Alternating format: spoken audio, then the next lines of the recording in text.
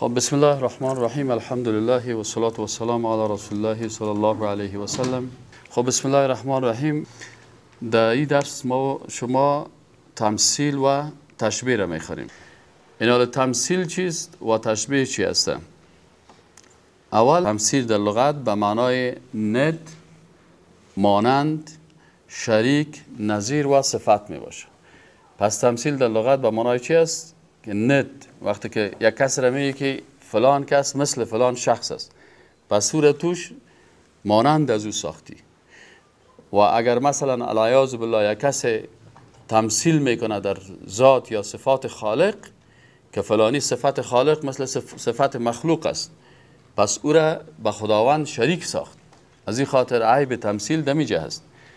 یعنی تمثیل وقتی که در اصطلاح عقیده میگه که لیس کمثله شیء، در آیت قرآن میگه که مثل الله چیز نیست. اینا اگر کسی تمثیل میکنه معنایش است که ذات و صفات و افعال خالق مثل ذات و صفات و یا افعال مخلوق میدانه. و وقتی که این میگه یک کسی ذات یا صفات خالق مثل مخلوق فکر بکنه، اینجا ای از دایره ایمان خارج میشه، مسلمان گفته نمیشه. عقیده خوب بسیار چیزای نقطای دقیق داره. مردم فکر میکنن خلاص ما که در خانه یک مسلمان پیدا شدیم، پدر و مادرم مسلمان است، خلاص ما دیگه مسلمان هستم. و بسیاری اوقات مثلا یک نفر میره یک صفت خالق از یک مخلوق تقاضا میکنه، میره در زیارت، برای زیارت میگه برای ما بچه بده. وقتی که بچه داد، اینمی زیارت، وقتی که تقاضا کرد که برای ما بچه بده، معنایش است که اینمی زیارت صفت خالق برای صاحب زیارت دادن. وقتی که صفت از او برای داد، شرک پیدا شد. وقتی که شرک پیدا شد، از دایره ایمان خارج شد. پس تمثیل در اصطلاح عقیده چیست؟ که ذات و صفات خالق را مثل ذات یا صفات مخلوق عقیده نمودن. خالق است، باید بر از او سجده شود، بر از او رکوع شود. اینا اگر یک نفر به یک مخلوق سجده میکنه، در حقیقت این مخلوق مثل خالق فکر کرد. و وقتی که مخلوق مثل خالق فکر کرد، عقیده از این خراب شد. از این خاطر عبادت خدا بسیاری که اساس نظر به نام یک مخلوق میگیرن. مشکلش در چی است؟ بسیاری مردم ها میگه خیر است، نظر ما گرفتیم، نظر بی یا نظر مثلا فلانی صحابی یا نظر فلانی شیخ صاحب، بر از این میگه بسیار عادی معلوم میشه. اما وقتی که در شوکات عقیده بی، این انسان از دایره ایمان خارج میشه، در شرک مبتلا میشه. چرا؟ وقتی که ای رفت به نام مخلوق نظر گرفت، صفت خالقه که او خالق است، او معبود است، او را گرفت برای مخلوق داد. خالق کسی است که عبادت بشه. وقتی که یک عبادت به مخلوق کردی، در حقیقت او مخلوق در جای خالق قرار داد و این شرک است. و بسیاری کسا را وقتی که پرسان کنی نمیفهمه. چرا؟ میگی از نگاه عقلی پروا نداره.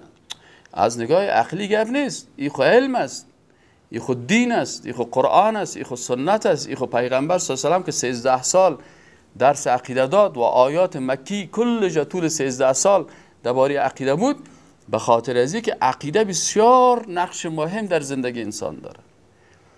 حالا یک نفر بیچاره بی سواد، یک زن میره در یک زیارت، برش میگه که والا سر ما برای شاد شمشیره یک دیگلوا نظر گرفتیم. این حالی بیچاره که پرسان کنی او از دوستی که با شاهد شمشیره داره این کار میکنه. لکن دوستی افراطی ازی با شاهد شمشیره سبب چی میشه؟ سبب از این میشه که شاهد شمشیره رو در مقام خالق قرار میده. چرا؟ خالق معبود است، عبادت بر از او میشه. ایاک نعبد و ایاک نستعین. و این انسان چون نمیفهمه بیچاره، تو احساساتی برخورد میکنه، یا یک کس بسیار افراطی محبت داره بر از او میگیره رکوع میکنه، بر از او سجده میکنه. بسیار کسا هستن و بسیار بزرگوارا یا به یک قبر میره، بر از او رکوع یا سجده میکنه. اینا مشکلش ده چی است؟ او نمیفهمه، او فکر میکنه والا ما به می دوست خدا وقتی که سجده کردم کار خوب است، در حالی که اگه دوست خدا زنده می بودی هرگز اجازه نمیداد که برازی رکوع بکنه یا سجده بکنه. بر رسول اکرم صلی الله علیه و سلم احادیث میگه که مردم آمدن، یک تعداد از صحابه کرام آمده بودن طرف فارس وقتی که اینا طرف فارس آمدن، اینجا دیدن که مردم به پادشاه‌های خود، برای امپراتور، برای پادشاه خود رکوع میکنن، سجده میکنن. یا آمدن گفتن ای رسول خدا صلی الله علیه و سلم، ما رفتیم دیدیم مردم ما را در منطقه فارس، سابق مثلا افغانستان، ایران، یعنی آذربایجان، این منطقه را فارس میگفتن. گفت ما اونجا رفتیم یا برای امو رهبرای خود، بزرگای خود، برای پادشاه ها، برای ازیا سجده میکردن. تو حق زیاد است که ما بر تو سجده کنیم، برای ما اجازه میدی؟ نبی اکرم صلی الله علیه و سلم گفت نه خیر، کس برای ما سجده نکنه. سجده فقط به الله میشه. من خودم به الله سجده میکنم، خودم به الله رکوع میکنم، خودم به نام الله نظر میکنم، خودم به نام الله قربانی میکنم. به این خاطر کل کارم من خودم میکنم. اگر شما امت ما هستین، مثل ما وارد به الله سجده بکنید. این حال اگر یک کس دعا در مقابل مخلوق میکنه، مشکل چی شد که اینمی مخلوق در مقام معبود قرار داد و مخلوق در مقام خالق قرار دادن. اینی بر انسان مشکل شرک ایجاد میکنه که این گپای دقیق کسی میفهمه که حداقل به خاطر عقیده وقت داده باشه، اهمیتش بفهمه، ارزشش بفهمه. در روز قیامت از پیشت پرسان میشه که مثلا تو درس فقه را چقدر وقت خواندی؟ تو میگی والله صاحب من 6 سال فقه خواندم. قرآن قاری صاحب در چقدر سال حفظ کردی؟ میگه صاحب 6 سال من قرآن حفظ کردم. آفرین قاری صاحب، حق قرآن ادا کردی، 6 سال وقت تا برای قرآن عظیم الشان دادی و قرآن عظیم الشان در قلب تو جای داره. لکن معنای قرآن و عقیده قرآن، وحدانیت الله را چقدر وقت برش دادی؟ 1 ماه برش وقت دادی، 2 ماه وقت برش دادی. قرآن کلام الله هست. برای حفظ کلام الله 6 سال وقت داری. برای فهم کلام الله چقدر وقت دادی؟ این حال اگر برای فهم از این وقت میدادی، حداقل 6 سال لفظش حفظ کردی. اگر 6 ماه معنای از این تو میخوادی، باز میفهمیدی که قرآن برای تو چی میگه. ایاک نعبد و ایاک نستعین معناش درست میفهمیدی که خاص برای تو عبادت میکنیم. چرا خاص برای الله عبادت میکنیم؟ به خاطر از اینکه اگر کدام عبادتی را برای یک مخلوق بکنیم، مخلوق در مقام خالق قرار دادیم و قرار دادن مخلوق در مقام خالق اینمی شرک است. این شرک در عبادت میگه. اگر صفتش دادی، این هم شرک است. چه قسم صفتش است؟ مثلا کسایی که پیش فالبینا میرن، پیش همی تاویزگران میرن، پیش همی جادوگران میرن، این تاویزگر و فالبین و جادوگر چرا کافر میشه؟ به خاطر که یکی از صفات خالق که عالم الغیب است. عالم غیب الله است. عالم الغیب ملائکه نیستن. چرا ملائکه نیستن؟ به خاطر که نامهایی را که برای آدم علیه السلام درس داده بود ملائکه نمیفهمیدن. اگه غیب میفهمیدن باید میفهمیدن. چرا مثلا پیغمبرها غیب نمیفهمه؟ اونجا یعقوب علیه السلام است، بچه یکش در بین چاه هست، یعقوب علیه السلام نمیفهمه. اگه غیب میفهمید میگفونه بچه ما در بین چاه هست. یا مثلا یه چشمایش نابینا شد، یعقوب علیه السلام پرده سفید در چشماش پایان شد و بچه از یوسف علیه السلام در اونجا صدراعظم است. حالا اگر یه علم غیب می داشت میفهمه بچه ما صدراعظم است. چرا جگر خونی کنم؟ این کل قصه های پیغمبرا به خاطر از این هست که موضوع درس عقیده بگیریم که پیغمبرها غیب نمیفهمیدن، ملائکه غیب نمیفهمیدن، خود نبی اکرم صلی الله علیه و سلم غیب نمیفهمید. اگر میفهمید که مثلا صبح 20 نفر میای مرا در بین خانه میکشه، یک هفته پیش از پیششان ببرامد. لکن همون شوک محاصرهش کردن، بعد از محاصره فهمید که این صاحب مرا محاصره کردن و میخواین بکشن. پس از کل از این قصه ها چی معلوم میشه؟ معلوم میشه که پیغمبر، ملائکه، اولیاء الله، دوستای خدا یا یکیشان غیب نمیفهمیدن. خب وقتی که یا غیب نمیفهمیدن، این جادوگر و این تاویزگر و این فالبین، این رمل انداز، این غیب میفهمه، این خود قطعا نمیفهمه. پس چون خودش ادعای غیب کرد، فالبین کافر شد. این حاله در مقابل وقتی که یک مسلمان رفت پیش ازش که کاکا جان فال مرا ببین، روی تاله مرا ببین که تاله ما چه قسم است؟ این اصلا وقتی که روی تاله از دید، نبی اکرم صلی الله علیه و سلم میگه که اگر کسی پیش اینما تو انسان کاهن و جادوگر و فالبین و ساحر و شعبده باز و پیش از این مردما میشینه، به مجرد که میگه پیش از این 40 روز عبادت از بین میره. یعنی اگر در روزی بری پیش یک فالبین بشینی، 30 روز رمضانت که ششک روزیت هم کلش پاک صفا شفدلیت است، گلمت جمع کردی، یعنی کلش از بین رفت. باز میگه اگر باز آمد گفت که والا فالبین راست میگه و گپایش تنها به 6 تنش 40 روز عبادت زائل شد. و وقتی که باز تاییدش کرد، میگه کافر شده به اون چیزی که بالای محمد صلی الله علیه و سلم نازل شده و بالای محمد صلی الله علیه و سلم قرآن نازل شده و کسی که به قرآن کافر شده گلمش جمع است. یاد تعویض سعی کنین، نوشته کرده که جبریل میکائیل پس تو را به ملائکه پناه داد، ملائکه غیر الله هست و تو میگی اعوذ بالله، اینجا به ضد اعوذ بالله عمل کردی، تو را برد به ملائکه پناه داد، کافرت ساخت و تو تاییدش کردی. چرا تو کافر شدی؟ او کافر شد نوشته کرد، تو کافر شدی که تاییدش کردی. نام پیغمبر را نوشته میکنن، اکثر تعویضا را باز کردین، نام پیغمبر است، پس تو را پناه داد به کی؟ به پیغمبر.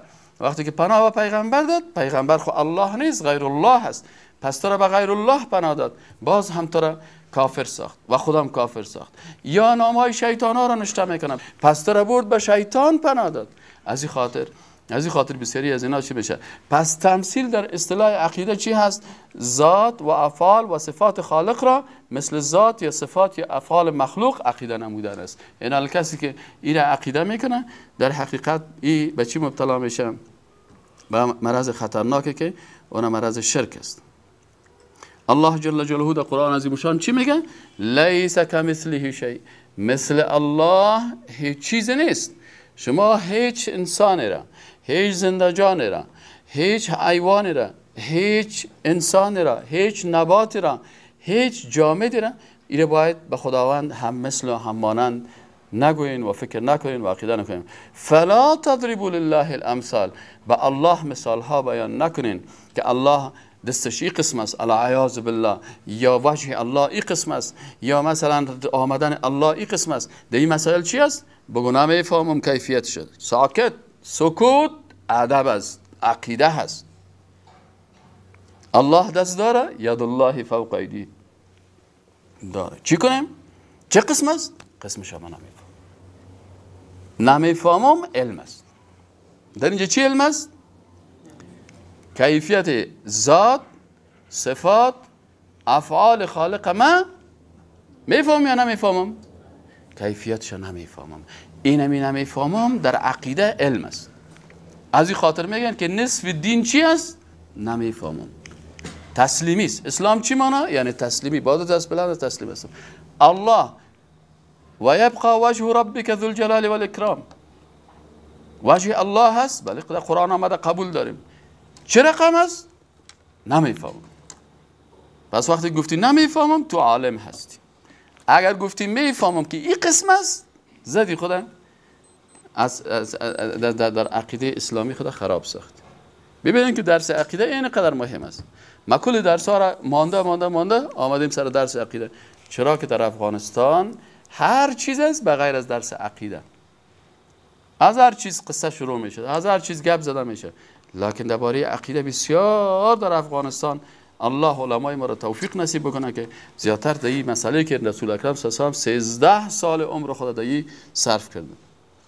خب تشبیه در لغت، این تشبیه در لغت از کلمه شبه گرفته شده. شبه ما و شما که میگیم گرفته شده است که به معنای مشابهت می باشه.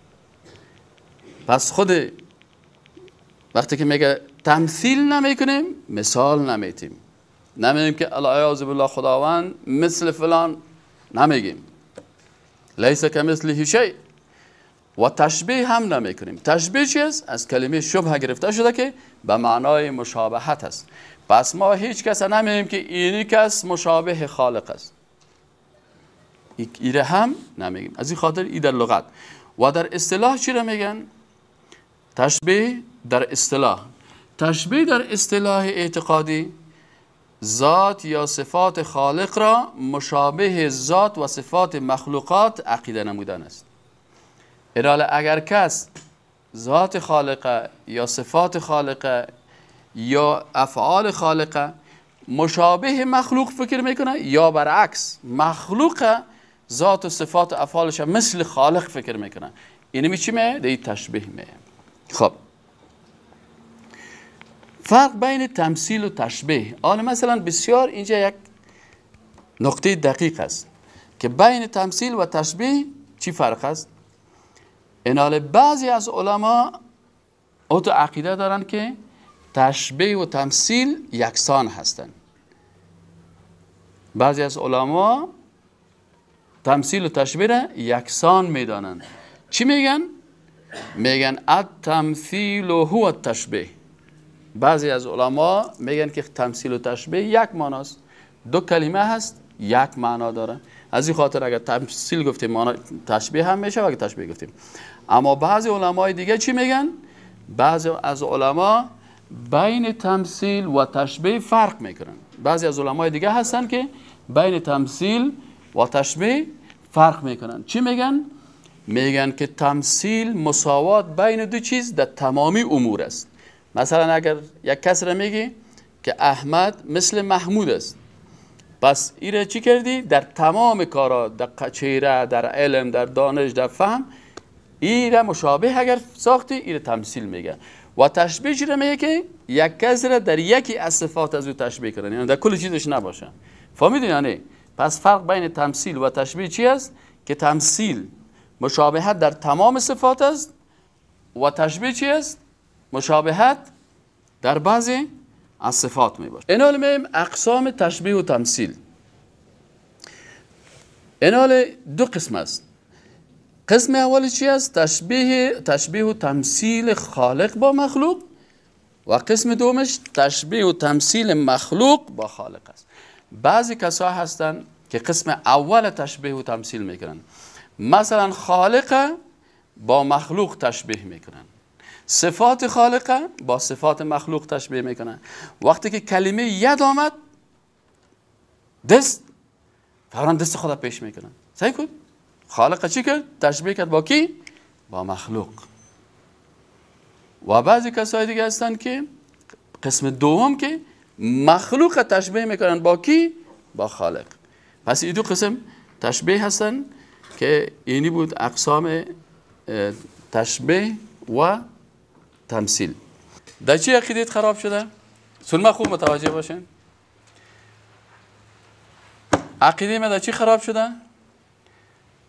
گفت که والا من دمی ایران هستم که امی ملک الموت چطور مثلا روح یک نفر در شرق زمین میگیره، روح یک نفر در غرب زمین میگیره در یک لحظه. صحیح نه؟ مشکل از چی پیدا شده بود؟ از تمثیل پیدا شده بود و تشبیه پیدا شده بود. چه قسم تمثیل و تشبیه است؟ این فکر کرده که اینمی ملائکه هم کس مثل ما وارست. صحیح؟ پس این حال ما که اگر در یک کس وظیفه بدیم که برو در شرق زمین اینی کار کو، باز بگویه برو در غرب زمین کار کو، بنابراین ما از شرق تا غرب مجبور هستیم که سر زمین دور بخورم یک طیاره بسیار تیز باشه، ولو که هر قدر طیاره تیز باشه خب یک ساعت وقت خب میگیره. پس این حال چون تشبیه کرده بود ملک الموت هم به خود، گفته که حال خیلی چطور میره؟ مثلا یک نفر در شرق زمین روحش گرفت، حالا میره روح نفر دیگر در غرب میگیره و یک ثانیه فرق نداره. این چطور میکنه؟ گفت والا من هر قدر که تصور کردم نفهمیدم. جوابش چه قسم میتونین؟ حالا کی میتونه جوابش بگه؟ این جواب از سوال که کس کرده بود استاد گفتن چه رقم. این شخصی که ملائکه مثل خود تشبیه کرده که یعنی فکر کرده مثل ما است، ولی چنین نیست. ملائکه های خداوند از خود صفات خاصی داره.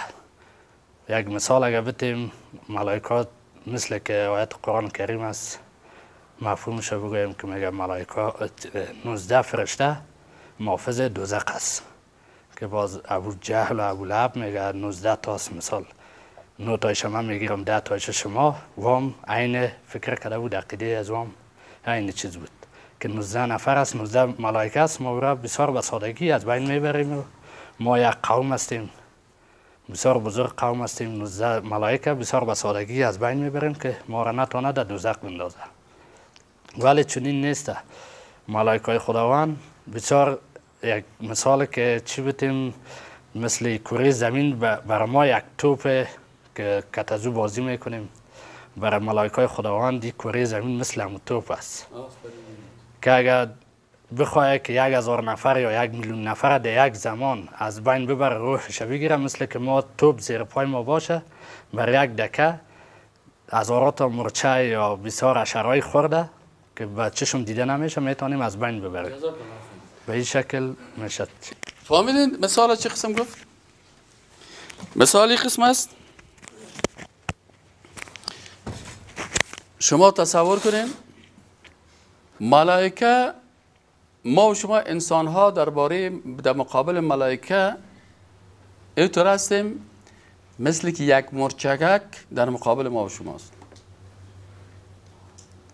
یعنی وقتی که آیات قرآن بخوانین و احادیث رسول الله صلی الله علیه و بخوانین که نبی اکرم صلی الله علیه و که میگه وقتی که من ملک الموت به چهره جبریل امین علیه السلام میگه وقتی که من به چهره اصلیش دیدم، میگه قدماش در زمین بود و سرش در آسمان میخورد. ایناله شما تصور بکنین که اگر ما شما یک کره توپ بسازیم، یک توپ بسازیم از گل، صحیح است؟ و این توپ سر میز پیش روی ما ماند. ایناله وقتی که توپ پیش روی ما ماند، در سر زمین توپ 100 200 یا 500 یا 1000 دانه مرچه را رها کنیم و بر ما بگوی که استاد دمی شرق توپ یک 5 تا مرچه را بکشم، یک تک دادم، صحیح نه؟ دمی غربشم تک، در شمالشم امی مرچه را کلش که جغمک کو امی توپ گرفته قلقل کرده در زمین پس زمین ما و شما در مقابل ملک الموت مثل چی وارست؟ مثل یک توپک خورده است. از این خاطر پیشروش این نظام شمسی کلش ماندگی است. اینال یک مرچگک از این توپ گریخ رفته این توپ دیگه، گیر کردنش بر ما شما آسان است نیست؟ یک نفر این در مریخ گیر میکنه صحیح است نه؟ و دیگر در تارات گیر میکنه. کل نظام شمسی در مقابل یک ملائکه مثل مثل که سر یک میز باشه. اینال پیشروی تو کل نظام شمسی اینجا بیاره، کل توپا را مانده باشه و تو را بگه که در اینجا در آفتاب بگی در کله زمین بزن، این کره را بگی این توپ کلان را بگی در کله توپ چی بزن؟ خود بزن. پس اینال مشکلی که در عقیده پیدا میشه، بازی برادر قناعت کرد، پس مشکلی که در عقیده پیدا میشه از چی پیدا میشه؟ از این پیدا میشه که ما خود تشبیه میکنیم با چی؟ با یک ملائکه. پس باید بفهمیم که ملائکه دیگه مخلوق است، ما دیگه مخلوق هستیم، مرچه دیگه مخلوق است، میکروب دیگه مخلوق است. اینال اگر یک میکروب در داخل دندان باشه نه؟ صحیح نه؟ در داخل دندان یک میکروب است. به یک میکروبه که دیگه میگه چطور است این مملکت؟ و باش بگه که نه بیادر این تنها خوی مملکت نیست، این خود تنها تو این مملکت است. یک مردکی دیگه کسی یک میکروب دیگه بر من زنگ زده بگه در چشمش است و یک مملکت دیگه است. پس بر از اون میکروبه که در داخل دندان ما و شماست، دندان ما تو یک مملکت است، دهان ما تو برش یک بحر اعظم است صحیح است؟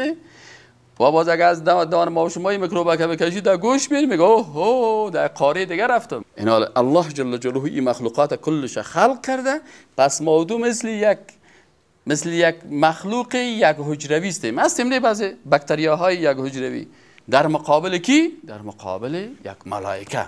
از این خاطر ملائکه های هستن که و بسیار بزرگ هستن.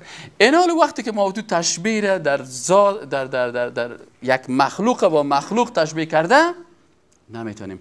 پس در صفات خالق هم چی رو گفتیم؟ گفتیم که تمثیل در اصطلاح عقیده ذات و صفات خالق را مثل ذات و صفات مخلوق عقیده نمودن است. اینی را میگه که تشبیه. از این خاطر میگه شما چی نکنین؟ تمثیل نکنین. خالق با مخلوق مشابه فکر نکنین و برعکس از این مخلوق با خالق مشابه فکر نکنین. صحیح شده انشالله؟ دیگه چه میرین؟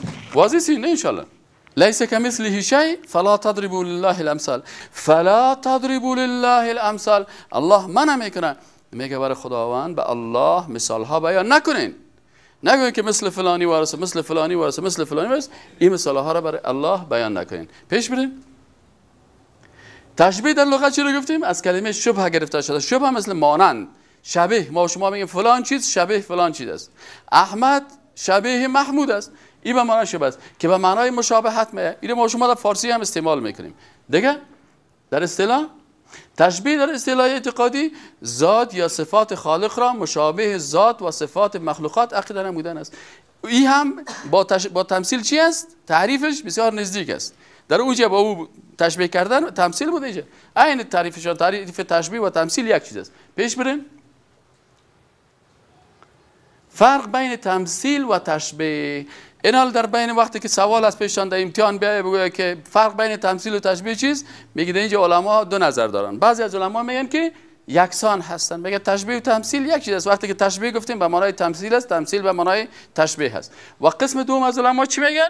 بعضی از علما بین تمثیل و تشبیه فرق میکنن. چی فرق میکنن؟ میگن تمثیل مساوات بین دو چیز در تمام امور است. صحیح؟ مثلا شما بیا قاری چیز نامت؟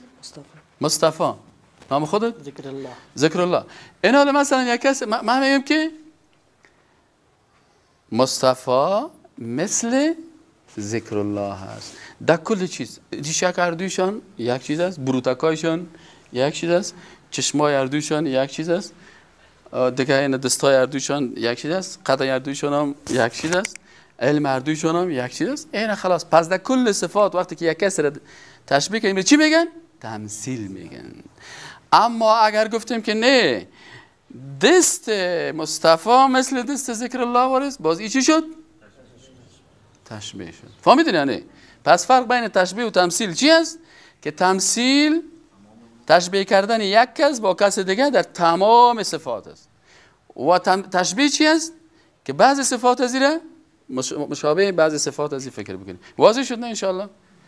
بشینید. خب خلاص است. اقسام تشبیه و تمثیل.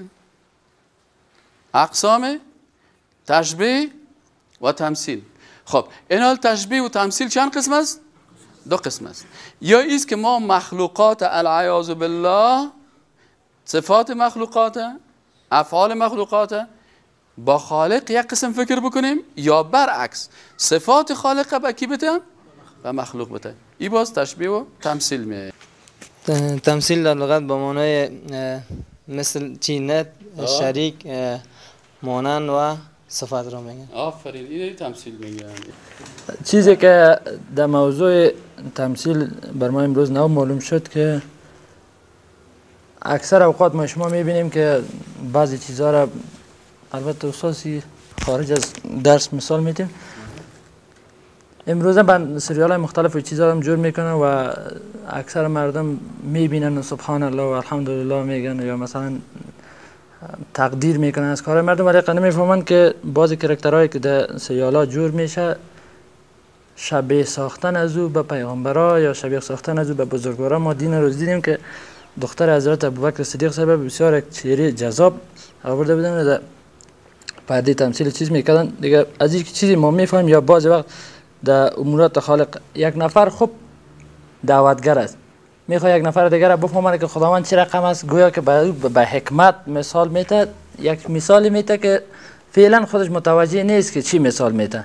وقتی که خالق خداوند مثال داد که خداوند این فکر که مثلا این یک چیز باشه، اول فکر نمیکنه، در فکرش که من حکمت کردم و ایرا بسیار به حکمت یاد دادم که چی از خداوند.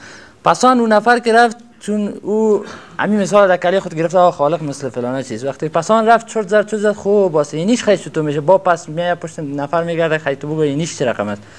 باز این نفر دیگه چون در غیرت گیر مانده است که مثال داد، باز یک کمه که پیش میره، کمه که پیش رفت دیگه هم غرق میکنه مرد کرده. رفته از این خاطر بر ما شما لازم است که چیزی را به چیز دیگه شبیه نسازید. مخصوصا در اون موراتی که خط سرخ به ما کشیده شده در اون نباید بدل خط قضاوت کنیم. اون چیزی که در شریعت بر ما گفته شده باید اما قدر چیز کنیم. بله، مخلوقاتی که غیر انسان هستن یا در غیب هستن.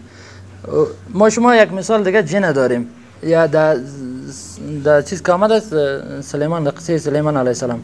وقتی سلیمان علیه السلام بین اجنات یک نوع مسابقه واری انداخت که برای آوردن تخت بلقیس، و اجنات در این مسابقه امو سریع‌ترینشان گفت که در یک پلک زدن و تا شهر بلقیس میرم او تخته که تمو قدر وزنش پس بر تنازع میکنه. در یک پلک زدن او تانست که تخته از او شهر پس به این شهر حاضر کنه. پس از این معلوم میشه که موجوداتی که دیگه غیبی هستند تواناییشان بسیار بالاتر از اینکه ما فکر میکنیم.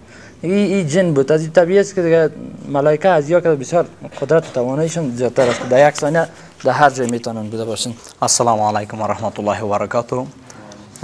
درسم روزی را که ما برداشت کردم اول نمیک بوده که چون تمام ما را پروردگار عظیم پروردگار جل جلاله خلق کرده و همچنان محمد صلی الله علیه و سلم بر ما امر کرده که ما وقتی که یک چیزی را میآموزیم به دیگران هم بیاموزانیم.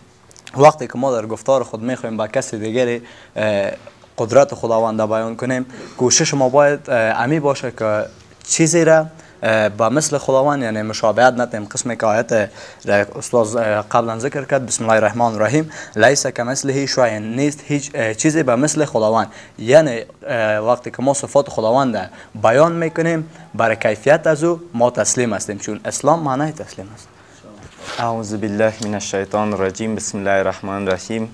نکته بسیار اساسی که من بهش برخوردم است که اقسام تشبیه و تمثیل، که یکی تمثیل تشبیه خالق با مخلوق است و دیگهش تمثیل و تشبیه مخلوق با خالق، که بسیار مهم است. قبلیش خب میفهمیدیم کم و ای بعدیش بسیار مهم است که استاد گفت که بعضی مردم است مثلا اگر صفت ید الله بیان میکنه باز دست خدا عاجل به این شکل میکنه که و بسیاری موارد به این بر میخوریم ما و شما. حتی همین دیشب هم که یک نفر برخوردیم در زیاد درس استادایی که میفرمایند میگن که بسیاری از مردم است میگه به درس فقه در وقت دادیم، به دیگه بخشا وقت دادیم، اما از عقیده اگر پرسانش کنی یک نفر برخوردم امروز زیاد گفت که این را خوانده میره سنش هم کلان بود تقریبا 70 ساله. گفتم کاکا اگر پرسان کنم که در عقیده چقدر خواندی، هیچ چیز دیگه نگفت باز برش همی چیز گفتم باش اگر یک قدر خوانده اگه امتحانش بکنم. سوره ملک برش تلاوت کردم، گفتم که الله جل عظمتو میفرماید که تبارک الذی بیده الملک، در اینجا ید چی مانا؟ بعد تو را گفت قدرتی، خیلی گفتم صفت ید چی شد؟ باز میگه امی خود دست خود باز همه تو نعوذ بالله امون روز که استاد تشریح کرد همه تو دست خودم میگفت میفهمی خود توسط همین دست است که قوت است دیگه است این رقمی. اگر انسان آدم با عقیده وقت بده و تشبیه و تمثیل بفهمه هرگز دیگه به این شکل نمیکنه که دست خود به این رقم بکنه و بگه که توسط همین دست خود قوت است قدرت است. پس الله جل عظمتو هم که تو بیان کرده قوت خدا بیان کرده یا قدرت خدا. بسم الله الرحمن الرحیم. از درس امروز که من چیزی را فهمیدم که یعنی صفاتی که به الله پاک است ما او را نباید به دیگه کس بتیم. از این جمله ما یک مثال میزنم که ما و شما همیشه زیادتر مردم مادمی گرفتار است. یک آدم است مثلا همیشه چی میگه من پشت روزی تمام روز پشت روزی گم هستم، اگر نباشه مشتکای ما گوش نمیمونه، در حالی که ما و شما ایرا میفهمیم که الله سبحانه و تعالی چیست که بهترین روزی دهنده است، روزی را خداوند میده. ولی ما چی همیشه چی استفاده میکنیم که من تمام روز پشت کار گم هستم میرم کار میکنم به خاطر که تا یک لقمه نان برای صحیح ما یک اسباب هستیم، ولی صفت و روزی دهنده اصلی اساسی خداوند پاک است. دیگه ما کوشش کنیم که همیشه صفاتی که به خداوند است هیچ وقت او را به مخلوق ندیم. به طور مثال که پیش زیارت ها میریم، استاد محترم فرمودن که پیش زیارت ها میریم مثلا که اولاد مثلا الله سبحانه و تعالی هر چی که بخواد میته، کسی را بچه میته، کسی را دختر میته، کسی را هیچ چیز نمیته، کسی را جفت میته. ولی ما میریم پیش یک زیارت یا پیش یک شخص دیگه تعویض میگیریم دیگه میکنیم به او چی میکنیم عقیده میکنیم می صفات خداوند براتمی چی میکنیم میتیم. یعنی می خود ما در اینجا نمیفهمیم صفات خداوند خبر نداریم که می صفات خداوند چی معنا داره. 99 صفات خداوند کسی که از معنای از این خبر نداریم. به مو خاطر است که این مشکل را ما داریم میریم پیش هر کسی میشینیم، هر کس ناکس میشینیم و از او یک چیز طلب میکنیم. یا از غیب بیبی که مثلا روزگار ما خراب است، رابطه با روزگار ما همین فال ما بیبی که ما آخر ما چی میشه مثلا چرا روزگار ما خراب است. ولی در حالی که ما گفتیم که غیب فقط صفت چیز خداوند است که الله سبحانه و تعالی غیب میفهمه و بندگانش هیچ کدامش نمیفهمه، که حتی پیامبران با غیب چی نمیفهمند. دیگه نمیقرم از دست استاد امروز فهمیدم. نحمده و نصلی علی رسوله الکریم، اما بعد. السلام علیکم و رحمت الله تعالی و برکاته. برادران نهایت عزیز، برداشتی که بنده حقیر از درس امروزی داشتم این بود که معلومات در مورد مخلوقات غیبی پروردگار که همانا حضرت اسرائیل علیه السلام بود که فرشته قابض ارواح هست. همونطور سوالی که به ذهن همون برادر ما قبلا مطرح شد به اصطلاح خطور کرده بود که چطور حضرت اسرائیل علیه السلام همزمان چندین نفر را به اصطلاح روحش رو قبض میکنه. اینمی سوال به ذهن بنده هم وجود داشت و ممکن داره که به ذهن اکثر برادران و خواهران و مسلمان ما چنین سوالاتی وجود داشته باشه، بدون شک وجود داره. پس هنگامی که من و شما در چنین جلساتی و در چنین درس‌های شرکت میکنیم، چنین سوالاتی حل میشود و بنده هم اینمی سوالی که به ذهنم وجود داشت الحمدلله با لطف خالق توانا و با اثر سعی و تلاش استاد بزرگوار حل شد. امیدوار هستم که تمام برادران و خواهران عزیز ما کوشش بکنن که در قدم اول در درس‌های عقیده شرکت بکنن که تا سوالات عقیدتی که به ذهنشون به اصطلاح مطرح می شود حل شود ان شاء الله. یکی راجع به می ملک الموت که ما حضرت اسرائیل تا جایی که ما معلومات دارم و استادم در معلومات داده، بعد گفتنش حضرت اسرائیل گفتنش چرا در قرآن و سنت حضرت اسرائیل نامده و ملک الموت آمده و دیگه ملائک آمده اسمایشان که مثل اسرافیل است و جبرائیل است و میکائیل است، سه ملک مقرب. راجع به می تمثیل و تشبیه ما ویچت داریم، در ویچت یک دوست ما از ایرات است، خوب آدم عالم هم است، تو اندازه و معلومات هم زیاد داره، تو قیافه خوب هم داره. او یک عکس مانده بود که یک دست بسیار کلان است، عکس آسمان است، باز یک دست خرد است، او را گرفته باز نوشته کرده بود که خداوند تو دست مرا رها نکو و ما میفهم که رها نمی کنی و چطور چند گپای زده بود، خب صحیح هم و اصل گپش تا اندازه همه یک چیز بود. باز ما پس برش نوشته کردم که تو وقتی که از نام از خداوند میبری باید عکس در این تصویر دست نباشه. یکی مسئله صفات خداوند است و دیگر ذات. در ذات خداوند هیچ وقت ما نمیشه که برای تشبیه یا عکس دست بکشیم، وقتی که از خداوند یاد میشه که دستم بگی باز ما یک عکس دست بکشیم و باز یک عکس دست خرد بکشیم. ما گفتم که اینمی درست نیست. باز او پس فضل خدا کامور از ویچت خود عزب کرد او طرف کرد.